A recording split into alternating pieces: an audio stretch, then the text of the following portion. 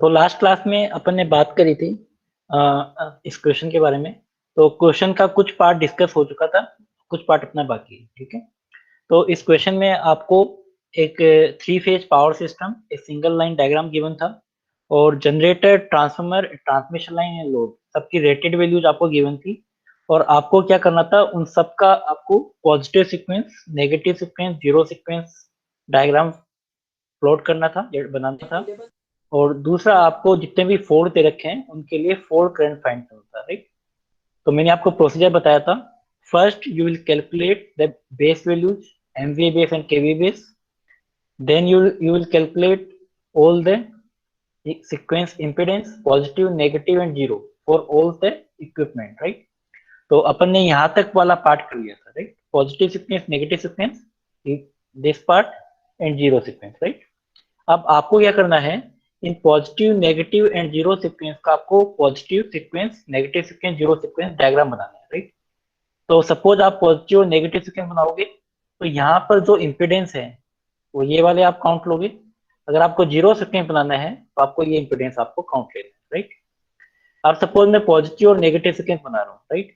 आपको मैंने बताया था कि जब भी हम positive sequence and negative sequence reactance diagram बनाते हैं तो मुझे कनेक्शन नहीं देखना है, राइट।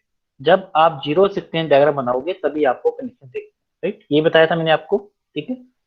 स्टार्टिंग फर्स्ट क्वेश्चन में, राइट। तो अपन फर्स्ट क्वेश्चन वापिस से सोल्व करें एक तरीके से, ठीक है। तो सपोज मुझे इसका पॉजिटिव सीक्वेंस डायग्राम बनाना है, राइट। इसका मुझे पॉजिटिव सीक्वेंस डायग्राम बनाना है, राइट। तो सबसे पहले क्या आएगा, जनरेटर की इंपेडेंस आएगी। तो मैं एक एक्स्ट्रा लेता हूँ पेज, ठीक है। तो मुझे सपोज इसका डायग्राम बनाना है, इसके जस्ट ऊपर दे देता हूँ,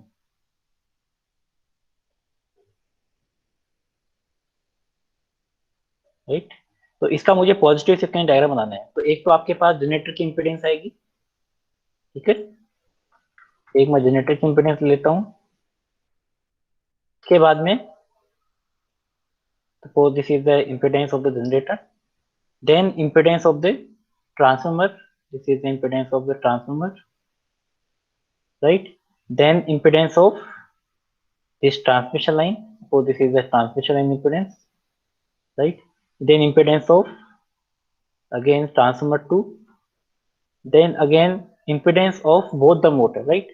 In, but with these two motors are connected in parallel, right। Then we have two motor impedance, motor 1 impedance, motor 2 impedance, right। And this generator and both the motor having the voltage. So in the positive sequence diagram, there is a voltage source present in the system, right। तो यहाँ पर मैं एक voltage source बनाऊंगा, one voltage source for the generator and other two are for the motor, right। this for the motor, और इनको मैं connect कर दूंगा, this is the reference or the neutral wire,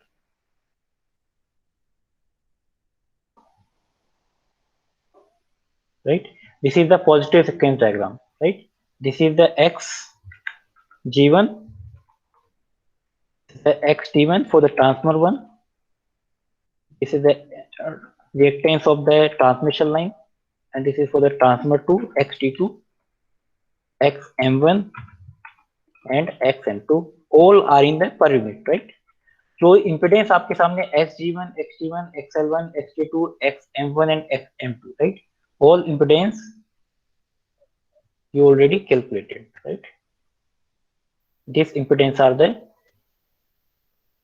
for the generator 1 xg1, right, xt2, xt1, xl1, xm1 and xm2, right।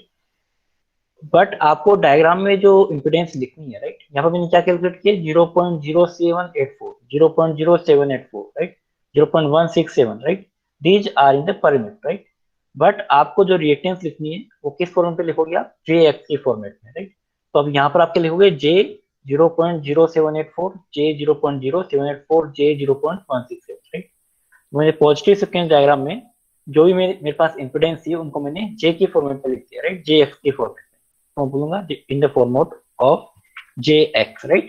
Ultimately we have use the impedance diagram, right? Impedance diagram or reactance diagram. Reactance is present in JX format.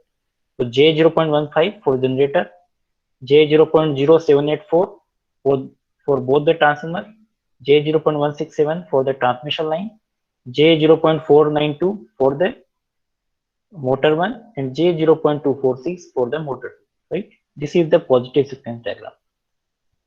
इसमें किसी को doubt है कैसे बनाया मैंने?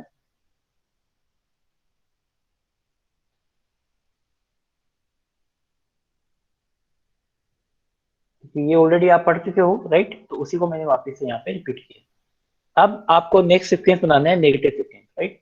तो positive और negative sequence में सिर्फ और सिर्फ एक ही डिफरेंस रहेगा, जो वोल्टेज सोर्स है that is short circuited, right? This voltage source must be short circuited.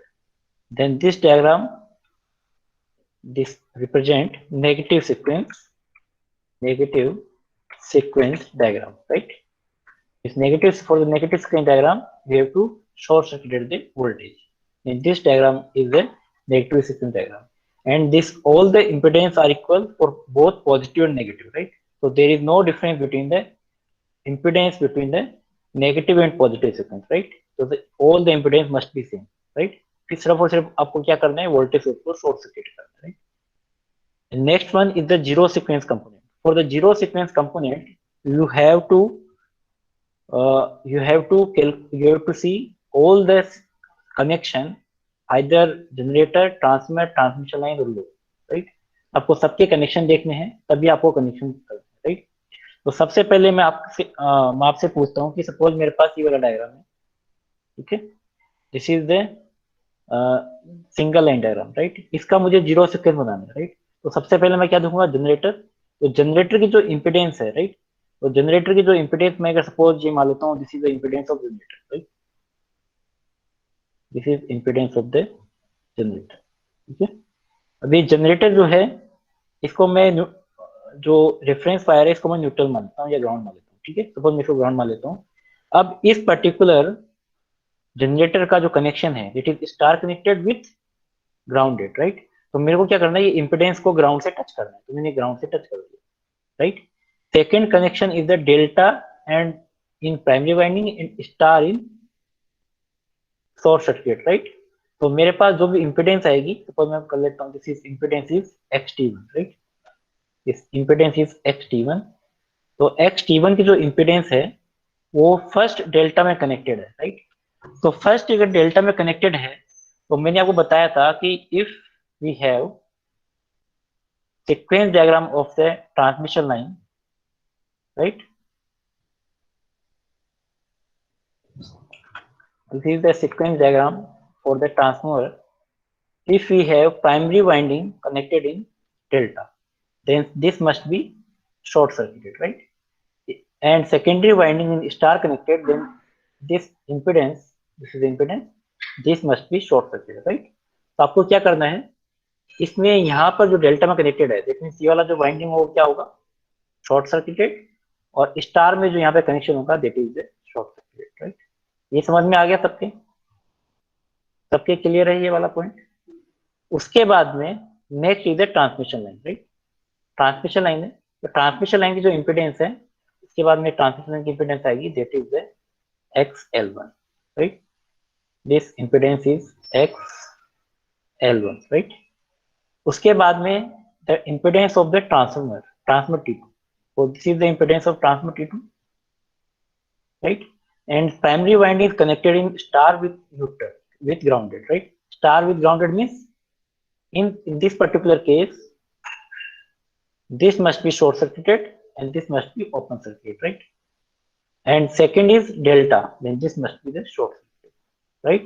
So primary winding in star and this must be short circuited, right? And in secondary winding delta, then this vertical line must be short circuited. Clear? And this is the connected in star with grounded and delta, right? And this is the delta with star with grounded, right? Primary and secondary. Next one, both motor are connected in parallel, right? So we have two parallel circuit. So we have two parallel circuit, motor 1 impedance and motor 2 impedance, right? In motor 1 impedance, there is a self impedance due to the motor, that is XM1. मैं यहाँ पर एक बार impedance लेता हूँ तो आपको clear हो जाएगा. This is the XG1, XT1 is the XL1, XT2, right? Transformer 2, and this is the XM1 and XM2, right? XM1 and this is the XM2, XM2, ठीक है. ये XM1 और XM2. अब यहाँ पे देखना, यहाँ पे सबसे इंपॉर्टेंट पॉइंट है, ये मैंने XM1 और XM2 तो बना दिया, बट ध्यान से देखना कि ये जो मोटर 2 का, मोटर 1 का जो वायर है, न्यूट्रल वाला जो वायर है, वो किसी और इंपेडेंस से भी कनेक्टेड है. किससे कनेक्टेड है? किसी और इंपेडेंस से कनेक्टेड है, ग्राउंड के थ्रू. दैट मीन्स इसके साथ एक इंपेडेंस एक्स्ट्रा आएगी, ग्राउंड के साथ टच होगी. समझ रहे मेरी बात को? ग्राउंड के साथ टच होगी, ठीक है. दिस इज द ग्राउंड, ठीक है. ग्राउंड के साथ टच होगी this impedance, and this impedance must be, suppose this impedance is Zn. ये वैल्यू मैंने यहाँ पर क्वेश्चन में दी नहीं है, सपोज इसको Zn मान लो तरीके से. This impedance is Zn and this impedance must be, को Xn मान लो, Zn की जगह Xn मान लो. For this impedance is Xn, then this reactance must be 3Xn, right? 3 into Xn. Okay? ये मैंने वैल्यू गिवन नहीं दी है, बाकी अभी मैं आपको बता दूंगा, कुछ वैल्यूज आप अज्यूम कर लेना इसकी. Then this is the 3Xn.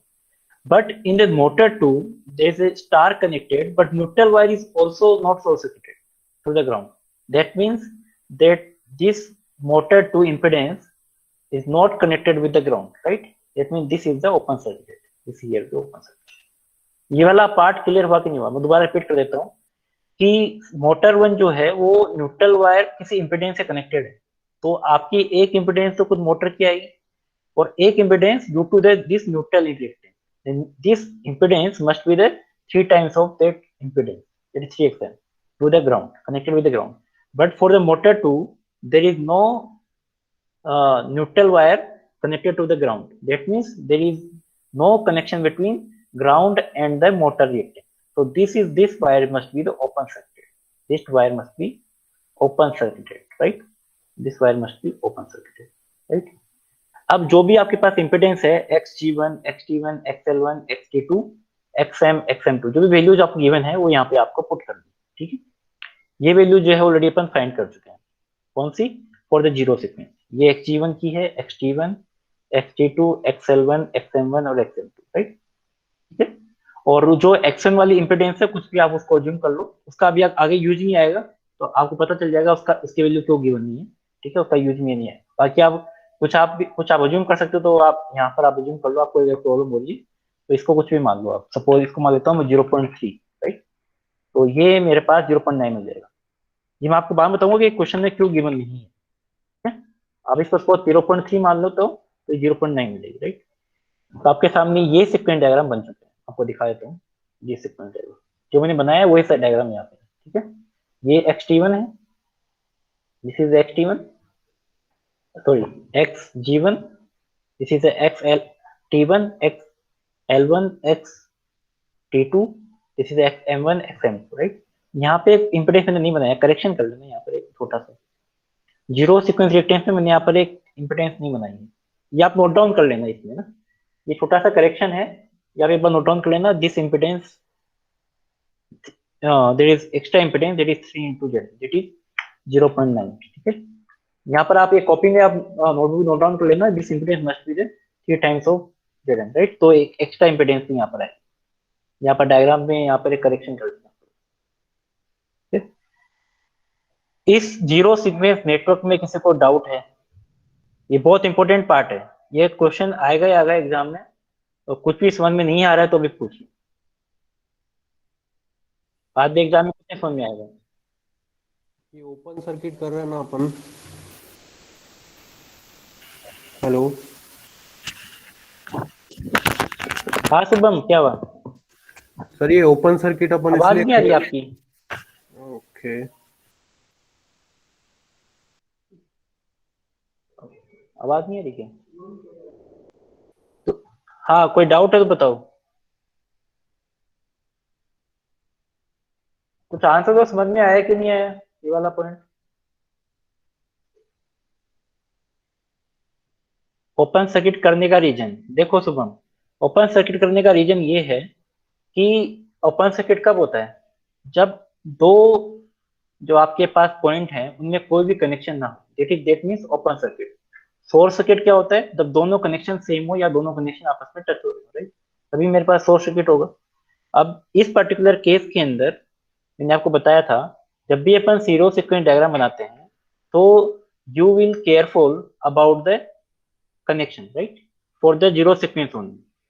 But in this particular case, this motor one connected this neutral wire connected to the ground. That means there is connection between motor reactance and the ground.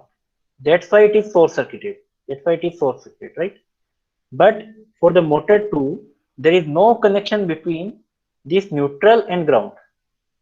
There is no connection between this neutral and ground. Suppose ये connection होता, ऐसा connection होता है, ground touch होता, तो मैं इसको connect कर देता यहाँ पे, तो इसके टच हो जाता। बट यहाँ पर आपका कोई कनेक्शन नहीं है, ठीक है, there is no connection between neutral and the ground, that's why we have open circuited the reactance of motor 2, right, इसलिए मैंने मोटर 2 के रिएक्टेंस को ओपन सर्किट किया, राइट। अगर सपोज और आपको नहीं समझ में आया तो और देखो, अगर मान लो सपोज ये जो जनरेटर है उसका ये भी गायब होता है, suppose generator generator suppose generator का ये दे रखा होता, इस तरीके से दे रखा होता, तो मैं क्या करता, तो मैं इस तरीके से कर देता, ये वाला जो डायग्राम है ये वाला, ठीक है, तो ये ओपन सर्किट होता है यहाँ पे, ये डायग्राम यहाँ पे ओपन सर्किट होता है, ये कोई कनेक्शन नहीं है जनरेटर का जो न्यूट्रल वायर है स्टार कनेक्टेड, वो उसका ग्राउंड से कोई कनेक्शन नहीं है, राइट, तो यहाँ पर आपका ओपन सर्किट होता है, राइट। तो आपको जब भी आपको जीरो सीक्वेंस बनाना है, ये बात ध्यान में रखना है, जीरो सिर्फ और सिर्फ जीरो सीक्वेंस में होगा, नेगेटिव और पॉजिटिव में नहीं होगा, राइट, इस बात का आपको ध्यान रखना है। अगर कोई कनेक्शन नहीं है दैट मीन्स आपको टच नहीं करना है, राइट। क्लियर हो गया शुभम? और कोई डाउट है किसी का?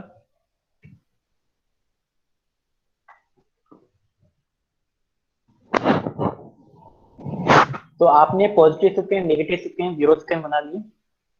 अब बनाने के बाद में आपका सेम क्वेश्चन है जो मैंने आपको इसमें बताया था, ठीक है। अब बात आती है कि पॉजिटिव सीक्वेंस, जीरो सीक्वेंस और नेगेटिव सीक्वेंस इक्विवेलेंट इंपेडेंस कैसे फाइंड करते हैं, how we will find equivalent positive sequence, equivalent zero sequence and equivalent negative sequence impedance, right, वो कैसे फाइंड करते हैं वो देखिए, वो भी सबसे इंपॉर्टेंट वाला पार्ट है। सपोज सबसे पहले अपन पॉजिटिव सीक्वेंस की बात करते हैं, ठीक है। If the positive sequence diagram, negative sequence diagram are same, then there is no difference between positive sequence reactance and negative sequence reactance। आप एक कैलकुलेट कर लो तो आपको क्लियर हो जाएगा, ठीक है। अब आपके पैरेलल और सीरीज कॉम्बिनेशन आने वाले हैं, इक्विवेलेंट रेजिस्टेंस निकालना जानते हो आप, इक्विवेलेंट इंपेडेंस निकालना जानते हो, सर्किट में मैंने आपको बता रखा है, ठीक है। सीरीज और पैरेलल कॉम्बिनेशन कैसे बनते हैं वही आपको बनाना है, राइट। बट किसी भी डायग्राम में या किसी भी नेटवर्क में आप इक्विवेलेंट इंपेडेंस या इक्विवेलेंट रिएक्टेंस आप फाइंड करते हो, तो सबसे पहले आपको यह पता होना चाहिए कि इन दो टर्मिनल के बीच में आपको फाइंड करना है। तो first you will find the two terminal in the given network, ठीक है। तो सपोज मुझे पॉजिटिव सीक्वेंस और नेगेटिव सीक्वेंस के बीच में डायग्राम में मुझे इक्विवेलेंट सीक्वेंस जो इंपेडेंस है वो फाइंड करनी है। तो सबसे पहले आपको फाइंड करना है कि किन दो पॉइंट्स के बीच में आपको फाइंड करना है। तो आपको क्वेश्चन में गिवन है, जो क्वेश्चन में देखो, क्वेश्चन में क्या गिवन है, क्वेश्चन को ध्यान से पढ़ना, क्वेश्चन में देखो ये गिवन है,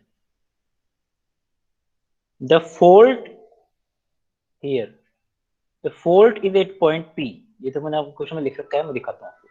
fault take place at point P, आपको फॉल्ट कहाँ दे रखा है, इस पर्टिकुलर पॉइंट पे दे रखा है। इस पर्टिकुलर पॉइंट का मतलब है just after this transfer impedance, तो ट्रांसफर इंपेडेंस के जस्ट आगे दे रखा है। इसका मतलब पी पॉइंट कहाँ पे है, यहाँ पे पी पॉइंट, ये ट्रांसफर की इंपेडेंस है, आपको फॉल्ट कहाँ दे रखा है, ये दे रखा है, that means this P point is a fault. तो इक्विवेलेंट इंपेडेंस मैं लिखता हूं यहाँ पे, equivalent impedance, equivalent impedance calculated between fault point and neutral and ground। Neutral नहीं बोलेंगे, ग्राउंड बोलेंगे, एंड ग्राउंड, ठीक है। फोल्ड पॉइंट एंड ग्राउंड, तो आपका फोल्ड पॉइंट कौन सा है? ये वाला फोल्ड पॉइंट है, लेकिन दिस टर्मिनल। न्यूट्रल कौन सा है? पूरा वायर न्यूट्रल है, that mean this is a neutral. तो इसके बीच में आपको क्या करना है? जेड इक्विवेलेंट या एक्स इक्विवेलेंट निकालना है, जो भी आप बोलो, ठीक है। That is the Z. ये वाला पॉइंट क्लियर हुआ? ये किन किन पॉइंट्स के बीच में निकालना है? दिस इज द न्यूट्रल, तो ग्राउंड। इस ग्राउंड और इस पी पॉइंट के बीच में आपको क्या करना है? इंपेडेंस या रिएक्टेंस आपको फाइंड करनी है, राइट। तो अब आप इजीली फाइंड कर सकते हो। यहाँ पर जो दोनों जो इंपेडेंस दे रखे हैं, रिएक्टेंस दे रखे हैं, that are in the parallel, this combination are in the parallel. ये कॉम्बिनेशन आपका पैरेलल के अंदर है, ठीक है। इसकी जो इक्विवेलेंट इंपेडेंस है इन दोनों के साथ कितनी हो जाएगी? सीरीज में। This three impedance are in the series. तो सबसे पहले क्या करोगे आप? इसका पैरेलल कॉम्बिनेशन फाइंड करोगे, इस दोनों के साथ किसमें कर दोगे? सीरीज में। It means suppose this is Z1, this is Z2, this Z3, तो Z1 plus Z2 plus Z3, इसका इक्विवेलेंट इंपेडेंस आ जाएगा। ये दोनों किसमें है? सीरीज में है। तो आपको सपोज एक पॉइंट P दे रखा है, एक पॉइंट P है आपका, और एक पॉइंट N है, राइट। तो एक इंपेडेंस आपकी यहाँ पे आ गई, राइट, और एक इंपेडेंस आपकी इक्विवेलेंट यहाँ पे आ गई, right. And this two impedance are in the parallel, right. तो सबसे पहले मैंने क्या किया? इस इंपेडेंस का इक्विवेलेंट निकाला, इन दोनों के साथ सीरीज में किया। दिस इंपेडेंस, इन दोनों का मैंने सीरीज कॉम्बिनेशन किया, फिर Z1 plus Z2, this impedance, और इन दोनों का मैंने क्या कर दिया? इक्विवेलेंट इंपेडेंस फाइंड कर दिया, राइट। इन दोनों के बीच में क्या करोगे? इक्विवेलेंट इंपेडेंस आप फाइंड कर लो, राइट। तो 0.492 parallel 10.0.245, right. This is a parallel combination, इसके साथ सीरीज में है। अब सीरीज में होता है तो आप इंपेडेंस कैसे फाइंड करते हो? Z1 plus Z2 plus Z3, तो this Z1 plus Z2 plus Z3, इसका सीरीज कॉम्बिनेशन ये बन गया, ठीक है। इसको आप कैलकुलेट कर लो। Then series combination of this two impedance, तो इन दोनों का मैंने क्या कराया? सीरीज इंपेडेंस ले लिया, and both the impedance are in the parallel, ठीक है। दोनों इंपेडेंस का मैंने पैरेलल कॉम्बिनेशन ले लिया। Parallel combination given by the, for this is the Z1 and this is the Z2, तो parallel combination given by the Z1 Z2 को Z1 plus Z2। तो इसका जो इक्विवेलेंट इंपेडेंस आ रहा है वो आप कैलकुलेट करोगे तो आ रहा है आपको 0.2284, और इसका जो इक्विवेलेंट इंपेडेंस आ रहा है दैट इज 0.4294, राइट। तो कैलकुलेशन पार्ट पे आपको करना है, तो कोई मिस्टेक हो तो आप यहाँ पे देख लेना, ठीक है। तो कैलकुलेशन यहाँ पर आपको करनी है, इसकी जो कैलकुलेशन कर लेना, इसके साथ एड कर देना, और फिर इसका पैरेलल कॉम्बिनेशन Z1 Z2 को Z2 Z2 से फाइंड हो जाएगा, राइट। उसके बाद में इन दोनों का पैरेलल कॉम्बिनेशन आएगा approx 0.146, right. This impedance for both positive and negative sequence are equal, right? This impedance must be equal for the positive and negative sequence. Why? Because the sequence diagram of both the positive and negative sequence are same. That's why we have same values for both. Okay? This is the positive and negative sequence. Same here, if we calculate the sequence equivalent impedance for the zero sequence network. So this is the fault point and this is the ground point. So impedance is calculated between fault point and the ground point, right? तो यहाँ पर इस point, दोनों के point भी निकालोगे तो यहाँ पर ये वाला पार्ट तो ओपन सर्किट है, इसका तो कोई मतलब नहीं रहा, ठीक है। और ये पूरा पार्ट क्या है अपने पास? ये भी ओपन सर्किट है, इसका भी कोई मतलब नहीं रहा, तो ये तो अलग हो गया, ठीक है। जो ये वाला पार्ट भी मेरे पास नहीं रहा, ये वाला पार्ट भी नहीं रहा, तो फिर मेरे पास कितना रहा? ये दोनों इंपेडेंस, ये तो ओपन सर्किट है, राइट। तो इन दोनों का क्या हो जाएगा? सीरीज कॉम्बिनेशन 0.416 0.784, दोनों को एडअप कर दो, दोनों को मैंने एडअप कर दिया, और एक इंपेडेंस आपके पास 0.0784। तो सेम हियर कुछ इस तरह का डायग्राम बन गया, ठीक है। एक इंपेडेंस तो मेरे पास ये वाली रहेगी, और एक इनका series combination, this two impedance are in the parallel, right. दोनों इंपेडेंस को मैंने पैरेलल में कनेक्ट कर दिया। तो suppose this is Z1 and this is the Z2, so overall impedance is given by the Z1 Z2 को Z1 plus Z2 फिर the parallel combination, तो आपके पास ये जीरो सीक्वेंस आ जाएगा।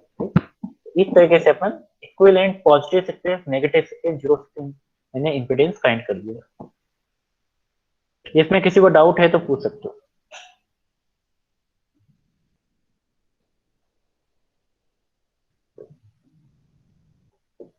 कैलकुलेशन पार्ट है, कैलकुलेशन पार्ट आप कर सकते हो इजीली, वो पार्ट आप इजीली कर सकते हो। फटाफट बताओ, फिर मैं नहीं तो फिर मैं आगे बढ़ता हूँ। कोई डाउट है तो बताओ।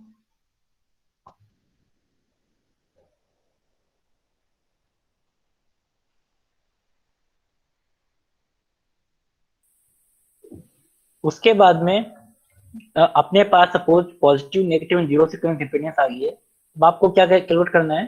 Fold current for three types of fault, right? तो मैंने आपको एक क्वेश्चन करवाया था, अब आपको कुछ माइंड में दिलाते हैं। मैंने आपको एक क्वेश्चन करवाया था, ये अब सेम क्वेश्चन बन चुका है।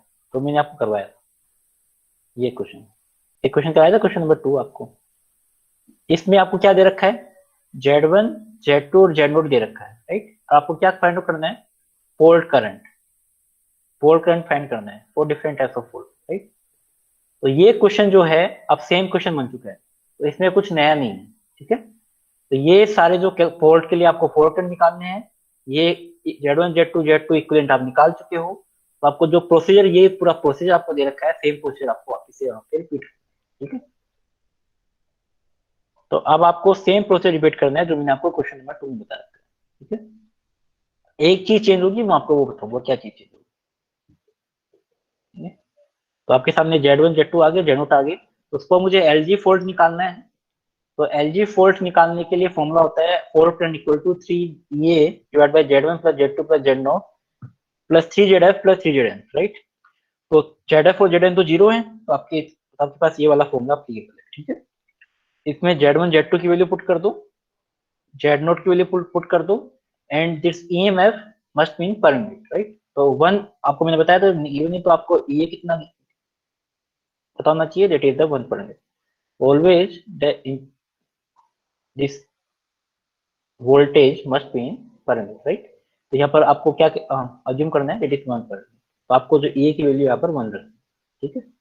और Z1 Z2 की वैल्यू पुट कर दो, दोनों वैल्यू सेम है तो हमने 2 टाइम्स कर दिया, एक ही बात आप एड अप कर दो, 2 टाइम्स कर दो। Z0 आपको दे रखा है 0.67 0.67, राइट? तो आपके पास फोल्ड करंट आ जाएगी -J, कि J वाला पार्ट नीचे है, ऊपर जाएगा तो -J square divide by G, तो कितना आ जाएगा? -J। या तो आप इसको लिख दो -J 8.34, या फिर आप इसे भी लिख सकते हो 8.34 एंगल 90 डिग्री, -90 डिग्री। तो आप जैसे भी लिखना चाहो वैसे आप लिख सकते हो, ठीक है? -90 डिग्री, ठीक है? तो ये तो आ गया फोल्ड करंट। ये आगे का पार्ट मैं आपको बताऊंगा अभी, जस्ट अभी आप इतना समझ लीजिए, it is the fault current for the LG fault, ठीक है? Second part for the LL fault, for line to line fault, fault current is given by the -J√3 E upon Z1 plus Z2। ये मैंने आपको बता रखा है। -J√3 A is 1, Z1 Z2 की value आपको दे रखी है। ये कैलकुलेट करोगे तो अप्रोक्स आएगी -5.9316 in per unit. It is the for the line to line. तो आपको ये फॉर्मूला याद होना चाहिए, मैंने आपको पहले ही बताया था। अगर फॉर्मूला याद नहीं है तो क्वेश्चन नहीं हो पाएगा, ठीक है? तो घर पे बैठ के फॉर्मूला याद कर लेना, एग्जाम में नहीं हो पाएगा, ठीक है? एक बार लिख लिख के ले लेना, 10 बार लिखना, 20 बार लिखना, याद हो जाएगा। एक बार लिखने से याद नहीं होगा, ठीक है? तो ये लाइन टू लाइन फोल्ड के लिए फॉर्मूला है। फिर डबल लाइन टू ग्राउंड के लिए फॉर्मूला मैंने आपको बता रखा है।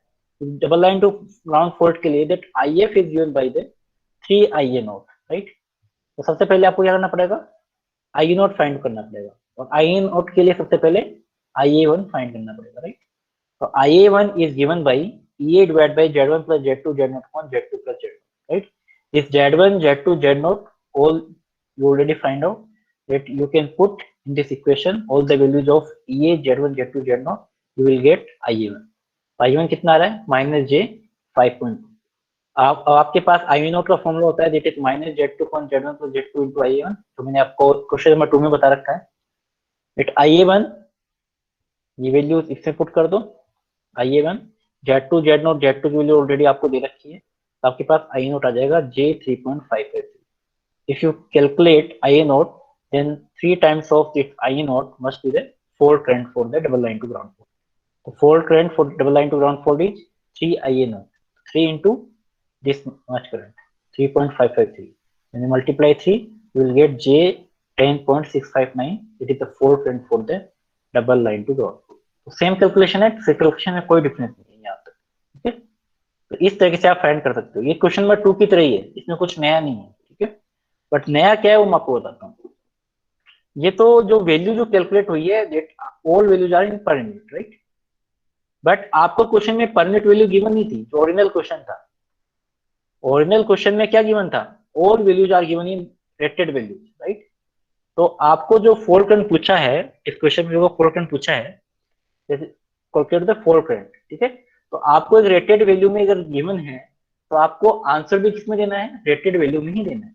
तो सबसे पहले आपने क्या किया, रेटेड वैल्यूज को पर यूनिट वैल्यू में कन्वर्ट किया, राइट। अब आपको क्या करना है, पर यूनिट वैल्यू को रेटेड वैल्यू में कन्वर्ट करना है, ठीक है, मतलब एक्चुअल वैल्यू, ठीक है। और एक्चुअल वैल्यूज का आपको फॉर्मूला पता है, that is the basic definition of per unit. क्या डेफिनेशन थी, सबसे पहले per unit equal to actual upon base, ये डेफिनेशन थी, सबको दिख रहा है यहाँ पे। अगर मेरे को एक्चुअल वैल्यू निकालनी है तो आप क्या करोगे, अगर मुझे किसी भी करंट की एक्चुअल वैल्यू निकालनी है तो you have to multiply per unit value and base.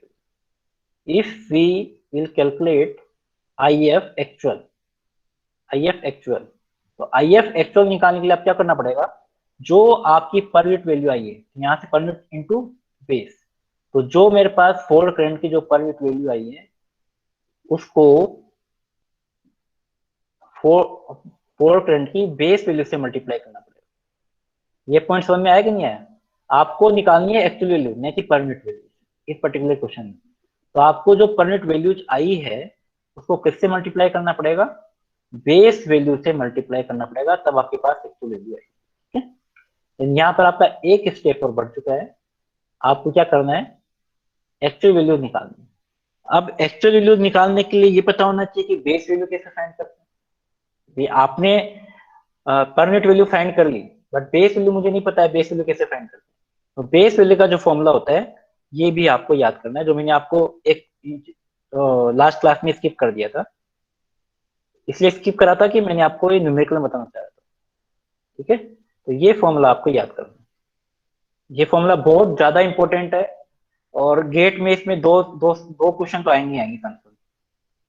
तो ये आपके एक इंपॉर्टेंट फॉर्मूला है, और ये बहुत ज्यादा यूज में आएगा, आगे भी यूज में आएगा, आपकी जो भी आप फोल्ड कैलकुलेशन वाले क्वेश्चन में हर में यूज में आएगा, ठीक है। तो किसी भी फोल्ड करंट की बेस वैल्यू फाइंड करते हैं अपन, that MVA base into 1000 divide by √3 into KVA, ठीक है। This is very important formula for the base current. तो ये बेस करंट आप फाइंड कर लो, पर यूनिट वैल्यू आपको पता है, इन दोनों को मल्टीप्लाई कर दो, तो इन दोनों का क्या होगा, मल्टीप्लेक्शन होगा, और मल्टीप्लेक्शन होकर जो करंट आएगी that is the actual value. समझ में आ रहा है आपको। तो अब आपको क्या करना है, बेस वैल्यू फाइंड करनी है, ठीक है। अब बेस वैल्यू फाइंड करनी है तो ये पता होना चाहिए कि बेस वैल्यू लेंगे किसकी। अब क्वेश्चन तो ये आता है ना कि MVA बेस है और KVA बेस है, चलो मान लिया MVA बेस तो सबके लिए सेम है, MVA बेस तो मैंने सबके लिए सेम मानी है, ये MVA बेस तो पूरे सिंगल लाइन डायग्राम के लिए सेम है, कितना है 30 है। बट मुझे ये बताओ कि KVA बेस आप कैसे मानोगे, KVA बेस तो सबके लिए डिफरेंट है, कौन सी वाली लेंगे, इतनी सारी KVA बेस है, कौन सी वाली लोगे आप और क्यों लोगे। ये क्वेश्चन माइंड आता है कि KVA बेस कौन सी वाली लेंगे और क्यों लेंगे। MVA बेस तो सेम है, तो मैं तो 30 ले लूंगा, मेरे कोई फर्क नहीं पड़ेगा। बट KVA बेस कौन सी वाली लेंगे, KVA बेस वाली वो वाली लेंगे जहां पर फॉल्ट क्रिएट हुआ है। KVA बेस वो वैल्यू लेंगे जहां पे आपका फॉल्ट क्रिएट हुआ है, फॉल्ट जहां पे क्रिएट हुआ है वो वैल्यू लेंगे। अब फॉल्ट क्रिएट कहां पे दे रखा है इसमें क्वेश्चन में, इस P पॉइंट पर, और P पॉइंट है कहां पे, ये कहां पे P पॉइंट है, देखो ढंग से, कहां पे P पॉइंट, इस ट्रांसमिशन लाइन पे। तो इसका मतलब KVA बेस ट्रांसमिशन लाइन पे MVA बेस कौन सी होगी, ये है MVA बेस और KVA बेस। तो आपको ये वैल्यूज आपको लेनी है, MVA बेस और KVA बेस, ठीक है। फॉल्ट कहां पे, ट्रांसमिशन लाइन पे, तो KVA बेस MVA बेस लेंगे ट्रांसमिशन लाइन, ठीक है। तो 30 MVA बेस है और KVA बेस आपको ट्रांसमिशन लाइन की 120 आपने फाइंड कर दी, 30 इंटू 1000 डिवाइड बाई √3 इंटू 120, तो कितना आ गया 144.3 एम्पियर, ठीक है। और इसको आप मल्टीप्लाई कर दो 8.34 से, इससे तो आपके पास फॉल्ट करंट आ जाएगी। तो IF actual equal to base value into per unit, ठीक है। ये ऑलरेडी आप फॉर्मूला जो है बेसिक फॉर्मूला जानते हो, तो ये 8.34 है, 144.34 है, आपको सिर्फ और सिर्फ मैग्नीट्यूड निकालना है। अगर एंगल निकालना था तो एंगल निकाल सकते हो, सिर्फ ये मैग्नीट्यूड की बात करें, ठीक है। तो मल्टीप्लाई कर दो, तो मल्टीप्लाई करोगे आपको आएगी 1203, ठीक है। जैसे आपने लाइन टू ग्राउंड फॉल्ट के लिए निकाला है, वैसे आप इसलिए निकालोगे लाइन टू लाइन फॉल्ट के लिए। बेस ये आई बेस आपने निकाले तो आई बेस तो सेम ही रहेगी, आई बेस चेंज नहीं होती, राइट। तो आई बेस कितना है, 144.3 है। तो जितनी वैल्यूज आपके पास यहाँ पे आई है तो मल्टीप्लाई कर दो 144.3, आपके पास एक्चुअल वैल्यू आ जाएगी। 144.3 से मल्टीप्लाई कर दिया, 855.9 एम्पियर आ गया। इसको भी 144.3 से कर दो, 10.659 को 1538.9 एम्पियर आ गया, राइट। तो आपके पास जो system, three phase power system में आपको क्या फाइंड करना था, fault current for LG fault, double L fault, double line to ground fault. तो ये आपके पास लाइन टू लाइन फोल्ड के लिए फोल्ड करंट आ गया। ये फोल्ड करंट आपका, sorry, this fault current for the line to ground fault 1203, 855.9 ampere for line to line fault and 1538.9 for the ampere for the double line to ground fault, right. तो ये question बहुत important है, इसको star mark कर लेना। इसके अंदर तीनों फोल्ड पूछे हैं। तो इस यहां तक पूरे क्वेश्चन में कोई डाउट है तो आप पूछ सकते हो।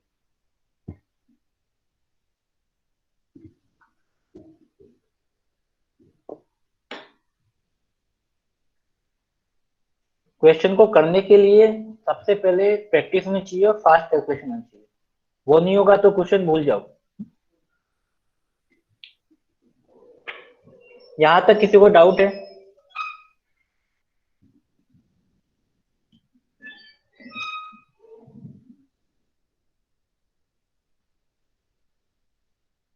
रिप्लाई तो कर दो कम से कम।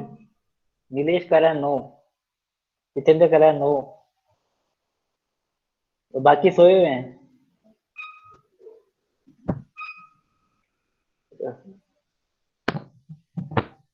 सबके आ रहे हैं यार, चलो अच्छी बात है। अब एक और क्वेश्चन आप लोग करोगे, मैं बताऊंगा आपको, ठीक है।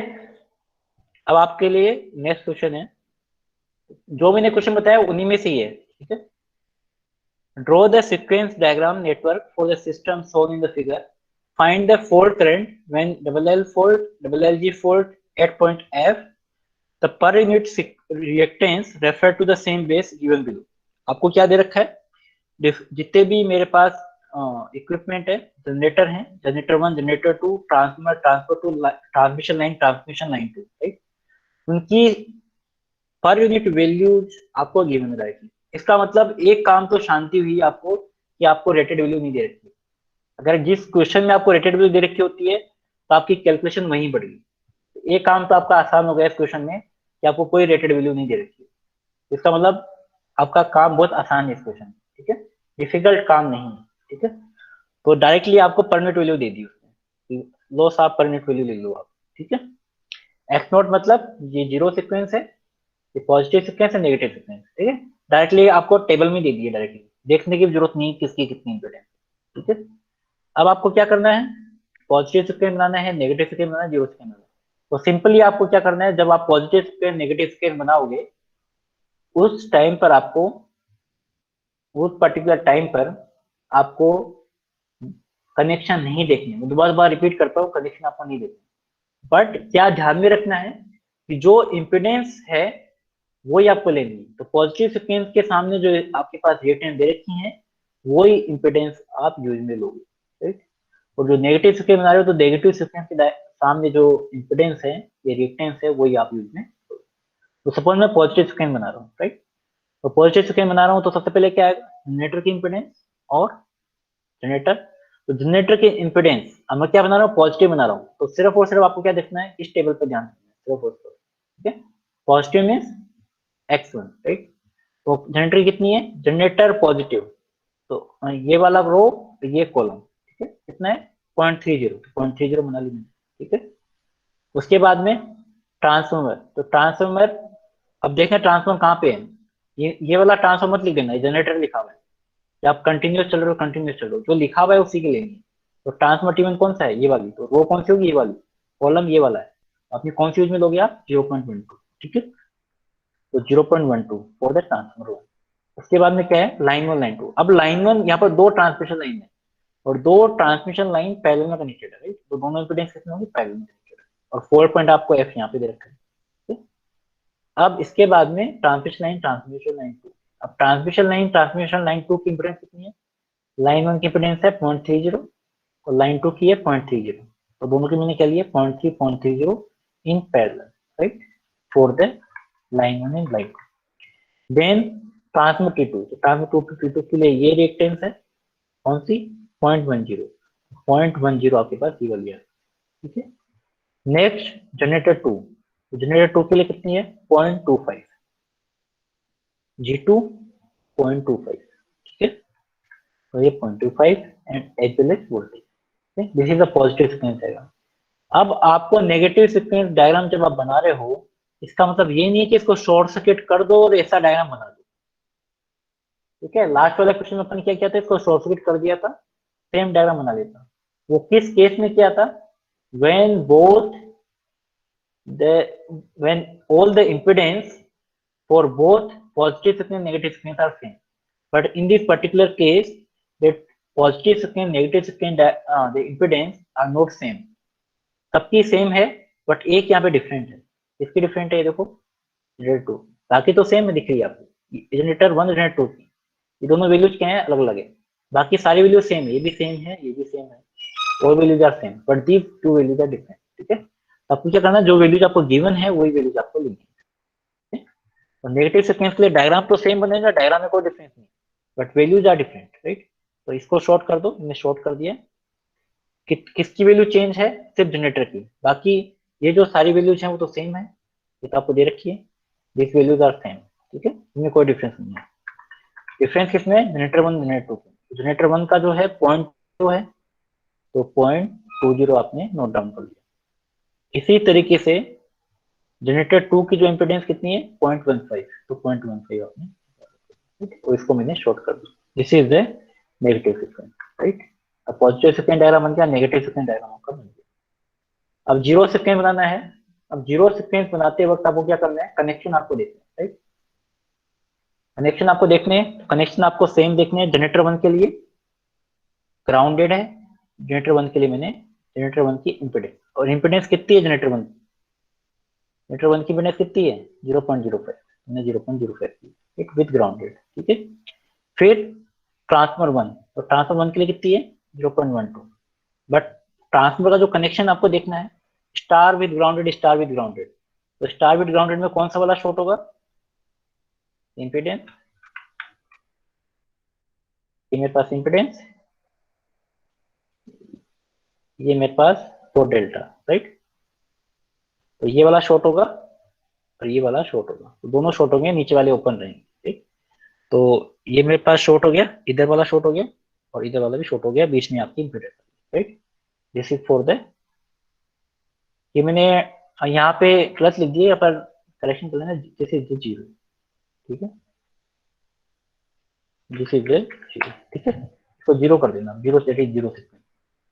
अब इसके बाद में यहाँ पे लाइन 1 और लाइन 2, लाइन 1 लाइन 2 पैरेलल में है, लाइन 1 की कितनी है 0.70, लाइन 2 की भी 0.70, ये दे रखी है आपको यहाँ पे 0.70, 0.70 इंपेडेंस आ गई। उसके बाद में ट्रांसफार्मर T2, अब ट्रांसफार्मर T2 की देखो कनेक्शन क्या है, star with grounded in star with grounded, ठीक है। अब स्टार विद ग्राउंडेड तो इसका मतलब सेम आपके पास ये वाला पैटर्न रहेगा, और बीच में आपकी क्या आएंगी, इंपेडेंस रहेगी। तो सिंपल सीरीज में आपको कनेक्शन करना है T2 का, T2 की जो इंपेडेंस तो कितनी है 0.10, तो आपको एक 0.10 आपको यहाँ पे, उसके बाद में जनरेटर 2, जनरेटर 2 की इंपेडेंस कितनी है 0.03, बट 0.03 क्या है, यहाँ पे ग्राउंडेड नहीं है, ठीक है। तो अभी मैंने आपको बताया था, सुबह में क्वेश्चन पूछा था, ये ग्राउंडेड नहीं है तो क्या रहेगा, ओपन सर्किट रहेगा, कितना है 0.03, तो यहाँ पे 0.03 आएगा, इधर बनाया नहीं, बना लो इसको, और यहाँ पे ये ओपन सर्किट रहेगा, ठीक है, सीधा open circuit, this is a zero sequence impedance. अब आपको फोल्ड पॉइंट देखो कहाँ दे रखा है, फोल्ड पॉइंट बना लो सब जगह, फोल्ड पॉइंट दे रखा है ट्रांसफार्मर के पास, तो ट्रांसफार्मर के पास क्या बना लो फोल्ड पॉइंट एफ,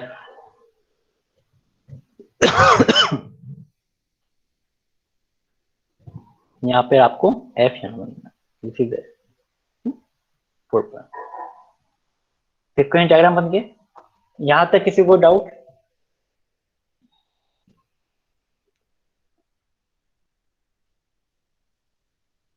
अब आपको इसकी इक्विवेलेंट इंपेडेंस निकालनी है। सेम हियर मैंने आपको अभी बताया था, इक्विवेलेंट इंपेडेंस निकालनी है। तो पॉजिटिव सीक्वेंस निकालनी है, शॉर्ट कर दो फोल्ड पॉइंट और ग्राउंड पॉइंट के बीच में। This is the ground point, this is fault point, right. This F and N, F and this is ground, ठीक है। अब आपको ये दोनों सीक्वेंस इंपेडेंस कितने हैं, पैरेलल में है। तो 0.30 की कितनी हो जाएगी, 0.15। तो 0.15, ठीक है। 0.15, 0.1, 0.25, तो कितना हो गया, 0.15 प्लस 0.10 प्लस 0.25, कितना हो गया टोटल, 0.50 हो गया। टोटल इम्पेडेंस 0.50, यहाँ से यहाँ तक कितनी होगी टोटल, 0.50। यहाँ पर 0.3 एंड 0.12 कितनी होगी इम्पेडेंस यहाँ पे, 0.30 प्लस 0.12 इक्वल टू 0.42। तो 0.42 and 0.50 in the parallel connection, right. तो पैरेलल कनेक्शन क्या होगा, Z1 Z2 पर Z2, राइट। तो सबसे पहले मैंने मान लिया ये वाली इम्पेडेंस 0.25 प्लस 0.50 0.42, इनका पैरेलल कॉम्बिनेशन करोगे तो अप्रोक्स आएगा 0.22826, right. That is the positive. Negative के लिए निकालना है, तो नेगेटिव के लिए सेम काम करना है। This is the fold point, this is the neutral point. 0.30 parallel combination is 0.15, तो 0.15 plus 0.10 plus 0.15, 0.15 0.15 0.30 0.30 plus 0.10, that is 0.40, and this is the 0.20 and 0.10, 0.20 plus 0.12, that is the 0.32, right? 0.32 and 0.40 that are in the parallel combination, right? तो इनका जो parallel combination होगा, this is 0.40, difference कितना आ रहा है, 0.40 है, 0.40, this is 0.32 that are in the parallel combination, Z1 Z2 Z1 plus Z2, right?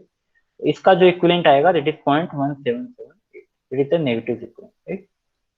Zero sequence, अब ये जीरो सीक्वेंस का डायग्राम देखिए। अब जीरो सीक्वेंस डायग्राम में this is the fold point, this is the neutral point. अब इसको ध्यान से देखना है, ग्राउंड पॉइंट, इसको ध्यान से देखना है। अब यहाँ से जो ये डायग्राम को पूरा है, ये डायग्राम यहाँ से यहाँ जा रहा है, राइट। तो फोल्ड पॉइंट न्यूट्रल में तो करंट फ्लो है, ये पूरा डायग्राम ओपन सर्किट है, ये ओपन सर्किट है, यहाँ पर कोई करंट नहीं है, that means this whole circuit is open circuited. ये कौन सा है, ओपन सर्किट है। ओपन सर्किट है तो ये अपने कोई काम का नहीं है, सिर्फ काम का कौन सा है, ये वाला सर्किट काम का है। तो 0.05 and 0.12 in the series combination in the impedance between this fault point and ground is 0.12 plus 0.05, 0.12 plus 0.05, it is 0.1, ठीक है। तो जीरो सीक्वेंस इंपेडेंस में थोड़ा ध्यान करना है। अगर मान लो कोई ओपन सर्किट होता है तो उसको ओपन काउंट नहीं देना, तो इंपेडेंस ओपन सर्किट में तो काउंट होती नहीं, ठीक है। तो सिर्फ और सिर्फ जहां पर कनेक्टेड है वहीं पर आपकी काउंट होती है। यहाँ पर आएगी 0.05 प्लस 0.12, Z1 Z2 Z0 आ गई। तो सेम काम करना है तो मैंने आपको क्वेश्चन नंबर 2 में बताया है और लास्ट क्वेश्चन में जो बताया मैंने, इसमें आपको रेटेड वैल्यू भी नहीं फाइंड करनी है, डायरेक्टली फॉर्मूला अप्लाई करना है, राइट। तो सेम काम करना है, फॉर्मूला अप्लाई करना है। लाइन टू इसमें कौन कौन से फोल्ड पूछे हैं, इसमें दो ही फोल्ड पूछे हैं, इसमें LG नहीं पूछे, डबल L फोल्ड और line double line to ground fault. तो डबल लाइन फोल्ड के लिए fault current is -j√3 EA upon Z1 plus Z2। तो EA is 1, Z1 Z2 आपको गिवन है, this is the Z1 Z2। ये आप put करोगे तो आपके पास आएगा 4.266। ये एम्पियर में नहीं है, इट इन द पर मिनट, यहाँ पर एम्पियर की कहीं पे बात ही नहीं, all values are in per minute. Same here double line to ground fault के लिए, this is fault current is 3I0। तो पहले 3I0 निकाल लो, फिर उसको 3 से मल्टीप्लाई करो। तो I0 निकालने से पहले IA1 निकालना पड़ेगा। IA1 equal to EA upon Z1 plus Z0 upon Z2 plus Z0। This is Z2 Z1, this is Z2, this is Z0, right. If you putting this value, then you will find IA1. IA1 equal to -j3.1729। अब यहाँ पर I0 निकालना है तो current division rule लगाओगे, Z2 upon Z2 plus Z2, Z2 upon Z2 plus Z0, क्योंकि आपको impedance निकालना है, तो करंट निकालना है Z0 में, तो अपोजिट साइड का यहाँ पर इम्पिडेंस आएगा, और यहाँ पे करंट जो अपोजिट है Z2 नेगेटिव साइड है, ठीक है। तो माइनस IA1, तो पुट कर दो IA1 की value, that is 3.1729। value of Z2 is 0.1778 and value of Z0 is 0.17. If you putting all these values, then you will get IA0 equal to J1.622 per minute. Right. अब आपको fold current निकालना है, तो fold current is 3 times of IA naught in the case of double line to ground fault. It means 3 into J 1.622, ठीक है। Multiply करोगे तो approx आएगा 4.86 इस वैल्यू इन पर मिनट। ये वैल्यू पर मिनट में है, एम्पीयर में नहीं है, ध्यान में रखना, ठीक है। ये वैल्यू इन पर मिनट, ठीक है। तो इस तरह के मैंने आपको 3 क्वेश्चन आपको बता दिए फोल्ड के। एक आपको स्टार्टिंग बताया था जिसमें आपको पर मिनट वैल्यूज गिवन है। एक आपको मैंने ये बताया है जिसमें आपको पर मिनट वैल्यू गिवन गिवन नहीं है, डायग्राम गिवन है, आपको निकालनी पड़ेगी, राइट। ठीक है। तो सेकंड लेवल का हो गया। थर्ड लेवल का जो मैंने आपको अभी ऊपर वाला बताया, राइट।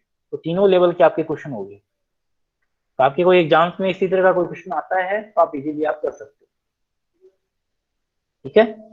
तो अगर आप और क्वेश्चन आप ट्राई करना चाहते हो तो एक बुक बता दूंगा, उस बुक में आप ट्राई कर, ठीक है।